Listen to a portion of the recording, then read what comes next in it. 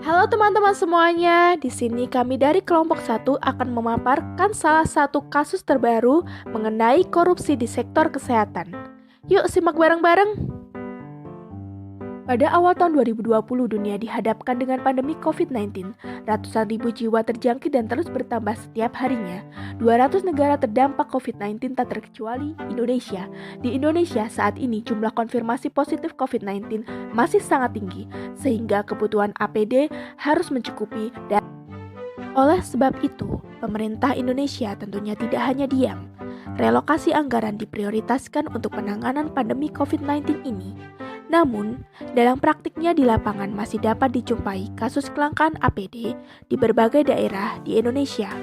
Mengapa hal ini bisa terjadi? Kepolisian Republik Indonesia telah mengungkapkan 18 kasus terkait dengan indikasi terjadinya penyimpangan atau penyalahgunaan dalam produksi dan pendistribusian APD. Dari 18 kasus tersebut, terdapat 33 tersangka dan 2 diantaranya sudah ditahan.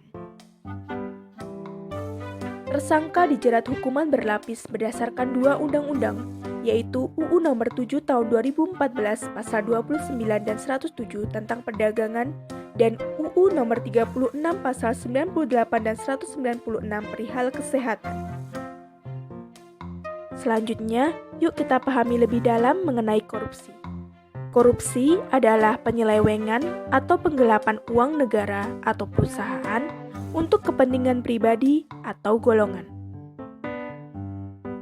Bentuk korupsi telah diatur dalam Undang-Undang Nomor 20 Tahun 2001 tentang perubahan atas Undang-Undang Nomor 31 Tahun 1999 tentang pemberantasan tindak pidana korupsi. Kasus di awal yang sudah kita bahas tadi termasuk ke dalam bentuk korupsi. 1. Perbuatan yang merugikan negara. Unsur ini diartikan merugikan negara dalam arti langsung maupun tidak langsung. Dalam kasus ini, termasuk tindakan merugikan negara secara tidak langsung, karena adanya alur yang panjang dalam pemberian bantuan. 2. Penggelapan dalam jabatan. Penggelapan dalam jabatan diatur dalam Pasal 8 UU Nomor 20 Tahun 2001.